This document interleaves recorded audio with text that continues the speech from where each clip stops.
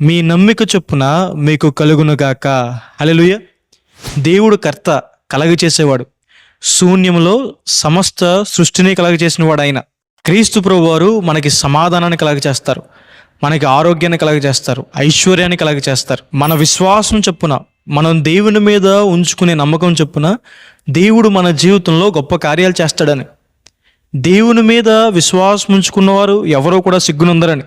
క్రీస్తు ప్రభువారు మాట చొప్పున, ఆయన మాట మీద విశ్వాసంతో వల వేసిన పేతురు గారు 2 దోణుల నిండుగా చేపలు పొందుకున్నారు. క్రీస్తు ప్రభువారు స్వస్థపరుస్తారు అనే విశ్వాసంతో ఆయన వస్త్రపు చెంగును ముట్టుకున్న స్త్రీ 12 సంవత్సరాల నుంచి ఏ అనారోగ్యంతో అయితే బాధపడుతుందో దాని నుంచి స్వస్థత పొందింది. దేవుని కార్యాల మీద విశ్వాసం ఉంచిన రాహాబు అనే స్త్రీ విశ్వాసముతో తన ఇంటికి ఎర్రని దారం కట్టడం ద్వారా ఎరుకో ప్రాంతమంతా కూలిపోయినా ఆమె ఇంటి వారు కాపాడబడ్డారు. విశ్వాసంతో పనిచేసిన ఇస్సాకు 100 అభివృద్ధి పొందారు. లాజరు చనిపోయినప్పుడు క్రీస్తు ప్రభువారు చెప్పిన మాట, నువ్వు నమ్మితే దేవుని మహిమను చూస్తావని. ఆ రోజు క్రీస్తు ప్రభువారు వారి నమ్మిక చొప్పున లాజర్ని తిరిగి లేపారు. నమ్ముట నీ వలనైతే నమ్మువానికి సమస్తము సాధ్యమే. దేవుని మీద విశ్వాసం ఉంచుకుంటే అసాధ్యము అనుకున్న కార్యాలు కూడా మన జీవితంలో సుసాధ్యం అవుతాయి అని.